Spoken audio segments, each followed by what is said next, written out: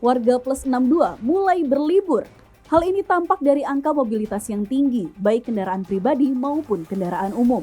Kepala Humas PT KAI Eva Khairunisa menyebut penjualan tiket kereta periode libur Natal dan Tahun Baru atau 22 Desember 2022 hingga 8 Januari 2023 sudah ludes terjual hingga 287.000 tiket. Eva menjelaskan angka ini akan terus bertambah sebab KAI masih membuka penjualan.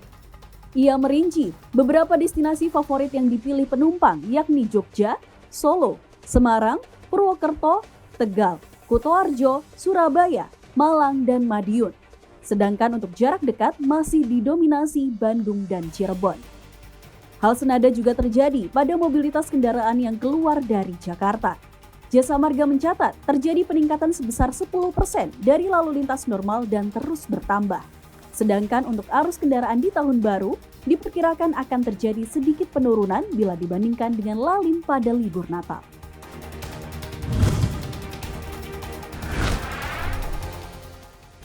Posisi uang beredar atau M2 pada November 2022 terpantau tumbuh melambat.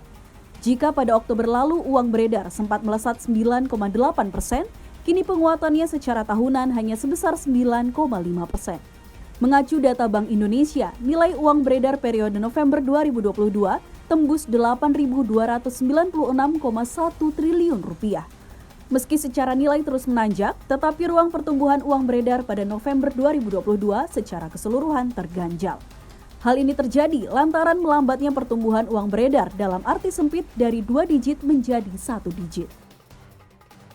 Mengacu postur pertumbuhan uang beredar atau M2 pada November 2022, terpantau aktiva luar negeri bersih masih tumbuh dan tentunya tren pertumbuhan kredit masih cukup baik. Hingga November 2022, outstanding kredit perbankan terpantau melesat 10,8%. Apabila dibandingkan pencapaian pada Oktober lalu, persentase pertumbuhan outstanding kredit perbankan melambat tipis. Selain itu, postur M2 juga melambat efek tagihan bersih sistem moneter kepada pemerintah pusat yang masih terkontraksi.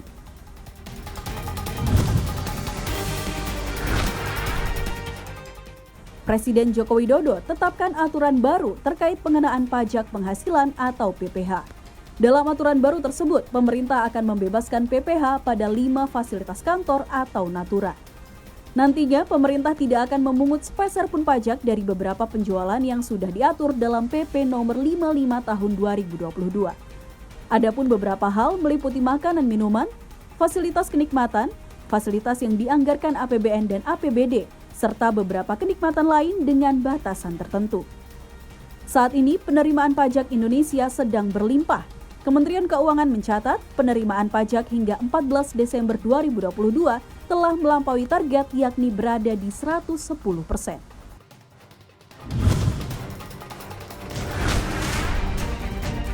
Inflasi Jepang di November 2022 kembali pecahkan rekor. Inflasi tahunan naik 3,8% dari inflasi sebelumnya yang tercatat di 3,7%. Nilai ini merupakan yang tertinggi sejak Januari 1991. Kementerian Dalam Negeri Jepang melaporkan indeks harga konsumen yang tidak termasuk makanan segar naik 3,7% pada bulan November year on year. Sejalan dengan perkiraan para ekonom, kenaikan harga makanan olahan menjadi pendorong terbesar di balik akselerasi tersebut. Inflasi bisa saja mencapai 4% jika pemerintah tidak mengeluarkan program subsidi perjalanan yang memangkas sekitar 0,3 poin persentase dari kenaikan harga secara keseluruhan.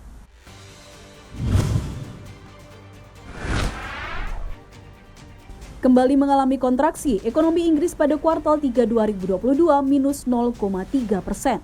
Hal ini terjadi akibat lonjakan harga kebutuhan pokok di negeri Raja Charles yang semakin tidak terkendali. Seperti diketahui, pada awal tahun 2022, pertumbuhan ekonomi Inggris hanya berada di 0,6% dan mengalami perlambatan di kuartal kedua yang berada di 0,1%.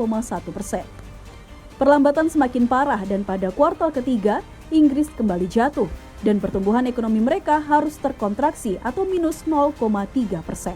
Investasi bisnis Inggris turun 2,5% secara kuartalan, sementara sektor jasa yang dominan justru tumbuh 0,1%. Penurunan sektor manufaktur dan konstruksi menjadi penyebab utama penurunan laju ekonomi Inggris. Pada bulan lalu, Bank of England mengatakan ekonomi Inggris mungkin sudah berada dalam resesi yang dapat berlangsung hingga akhir tahun 2023.